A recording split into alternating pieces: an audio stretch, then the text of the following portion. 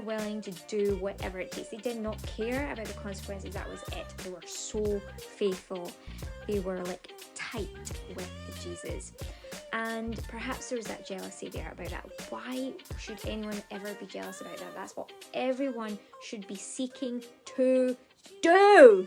That's what you should be seeking to do. That's what you should be seeking for. Exactly that and more. Goodness. Glory to God. All right. So, James, the apostle. I got that out all right. What's more about James the apostle? He was one of the only three, surprise, surprise, to witness the transfiguration, okay? So, he was selected. You know, you don't just get selected out of nowhere. These things don't just happen. You have to have a boldness, you have to have a want. It has to be your time to do it, you know. So it's all about divine providence as well. You know, we might seem like we want to be leaps and steps and bounds ahead, and you know, we want to be like the apostle James, for example, but perhaps that is just not your level yet. Perhaps you've got something else to do, or perhaps it looks to you that you're not at that level, but you're getting there, or you are. Don't be jealous, okay? James the apostle did exactly what he was meant to do. He wanted to be right there, to be loyal to Jesus. And that's what you should be doing as a follower, as a Christian. No matter what you are, where you are in the faith, that's exactly what you should be and who you should be looking up to. For sure, Jesus Christ overall. But to get into the swing of that, to understand what that really means, well, you have to look to the saints to do that. And who better than that, than one that we have today, the Apostle James. Okay, so how am I going to make a segue from there, from that point, which is so vitally important? It's all about confidence, it's all about loyalty to God, and no matter what, always want to be there, right there with God, with Christ, okay? Like that. How does that link in with chastity? Well, what is chastity? But, you know, I was talking about this as well as, like, you know, what about a couple who are together?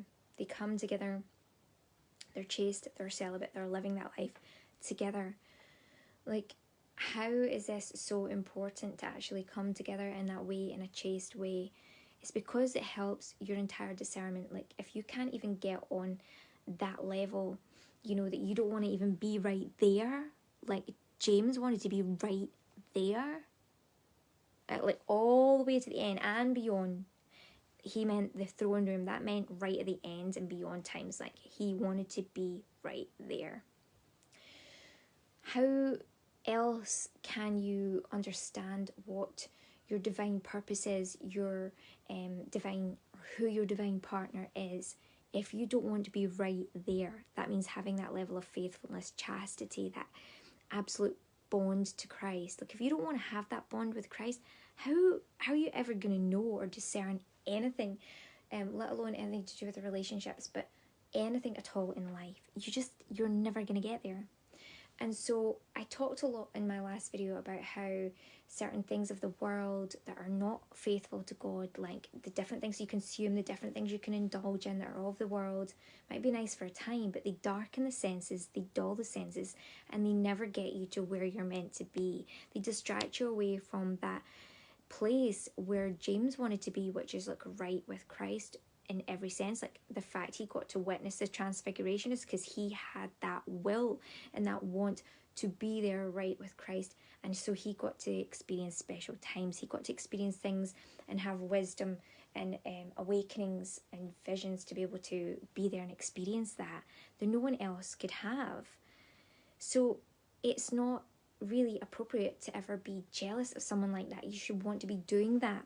Instead of looking at others that are like that and being jealous of them, you should be willing to try to do that yourself and focus on yourself and God. And when you can do that, then you have a basis for all other things, such as a chaste and celibate relationship, or your perfect relationship, your perfect marital situation, that kind of thing. That faithfulness that you seek after is only going to come once you're first faithful, like James was to Christ.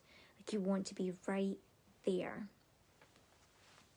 That's when you're going to have the divine inspirations. That's when you're going to have, like, he witnessed the transfiguration. Like, you're going to witness things that no one else can witness. They can't witness it because they're darkened. They've been taken away from the faith because they are indulging in the things of the world more so. And I'm not saying the things of the world aren't good, but they are putting their faith in the things of the world and the indulgences, as opposed to that of saying, like James, I'm going to be right there with Christ.